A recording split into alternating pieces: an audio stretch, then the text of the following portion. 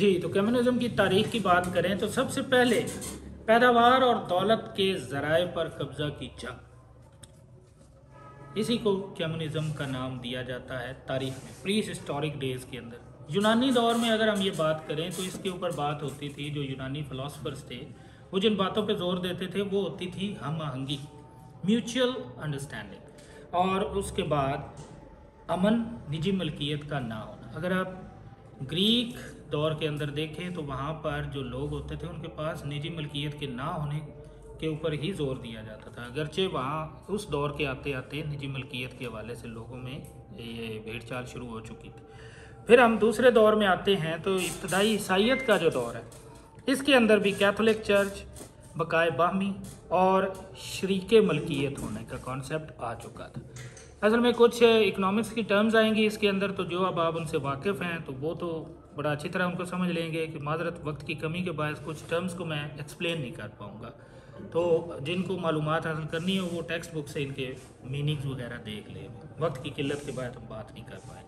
तो इसी तरह फ्रांसिस डेवलिस एबिटोलियम, उसने एक किताब लिखी और उसने भी कम्युनिज्म की अहमियत को तस्लीम किया। ये ईसाइयत का दौर आ चुका है। थॉमस मोर ने 1516 में यूटोपिया यानी यूटोपिया नाम की एक किताब लिखी, जिसके अंदर उसने कम्युनिज्म की एक आइडियल जो सिनारियो है वो बयान की।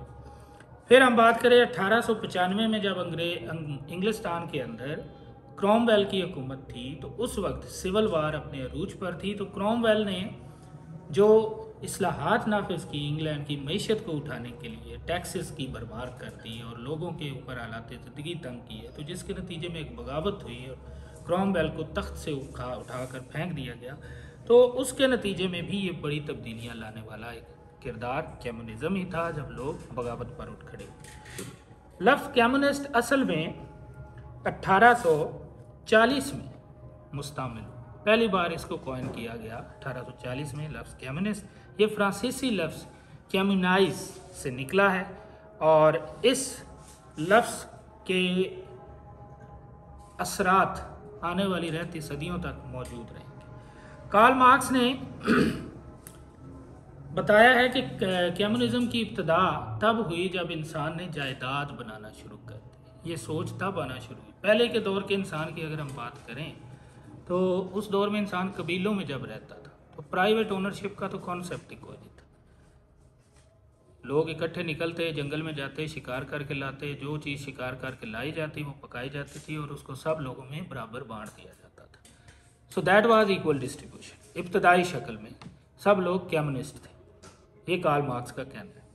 उस दौर में ना किसी की निजी मलकियत थी, ना कोई होर्डिंग थी, ना ही कोई लंबे चौड़े प्रॉपर्टीज़ बनाने की शौक़ था इंसान को। अब जूँ जूँ इवॉल्व होना शुरू हुए माशरे, तो मईशत के निज़ाम के अंदर तब्दीलियाँ नागुज़ीर होती चली गई। अब ये जब जो तब्दीलियाँ थीं, इसका जो प्रोसेस है ये कैसे शुरू होता है कि एक पहला दौर है जिसको हम कहते हैं प्रिमिटिव पीरियड, कदीम दौर। ये वो दौर है कि जिसके अंदर कम्युनिज्म किसी न किसी शक्ल में मौजूद रहा। उसके बाद स्लेवरी आता है, एक दौर जिसमें ग़ुलामी का एक दौर शुरू हो जाता है। लोगों को ख़रीदो फरोख्त की जाने लगी और उनके साथ लोगों के अपने मीन्स और एसेट्स वो भी अटैच होते चले, तो ग़ुलामी का एक दौर आया। मास्टर और स्लेव इसमें हो गए। प्रिमिटिव दौर में कम्युनिज्म था, इसमें क्या होता था कि लोगों के पास ट्राइबल क्रूलिटी ये मौजूद थी, लेकिन लोगों को खाने पीने की बुनियादी ज़रूरतें इसके हवाले से ख्यालात किए जाते हैं। तो प्रिमिटिविज़म के बाद स्लेवरी, स्लेवरी के बाद आता है जी फ्यूडलिज़म। फ्यूडलिज़म में अब एक फ्यूडल होता था और उसके कुछ सर्फ्स होते थे, मज़ारे होते थे जो उसके साथ रहकर काम करते थे और इस तरह से मईशत का निज़ाम वो चलाते थे। और अब जो मौजूदा दुनिया में निज़ाम है इसको हम कहते हैं कैपिटलिज़म, जिसमें शक्ल थोड़ी सी बदल गई है कि आज भी पैसे वाले जो हैं वो बैठे होते हैं और जो कारकुन हैं वो सारा दिन उनके लिए काम करते हैं और वो सरमाए को कमा कर, जो कैपिटलिस्ट है वो सारा सरमाया उसकी जेब में चला जाता है। तो ये मईशत के कुछ निज़ाम थे जिनके ऊपर थोड़ी सी बात करनी थी। कम्युनिज्म की अगर हम डेफिनेशन पर आए तो मैं पहले बुनियादी पॉइंट रखना चाहूँगा, उनके ऊपर हम बात करेंगे। सबसे पहले कम्युनिज्म बात करता है बराबरी की, इक्वालिटी। बुनियाद अगर बात की जाए कम्युनिज्म की क्या है, कम्युनिज्म कहता है जी बराबर है, सारे इंसान बराबर है, इक्वल। अब किस सेंस में बराबर? अगर हम आइडियालॉजी की बात करें तो दुनिया का कोई मज़हब नहीं है ऐसा जो कहे कि इंसान बराबर नहीं, सब लोग कहते हैं इवन हिंदुइज़्म में भी बराबरी की बात की जाती है, जो कि ज़ात पात और इसके ऊपर बहुत ज़्यादा यकीन रखता है, जिसमें बाकायदा दर्जे बने हुए। लेकिन ये बराबरी क्या है? ये माशी बरादरी, हसब नसब, नाम, कबीले, इससे कोई ताल्लुक़ नहीं है।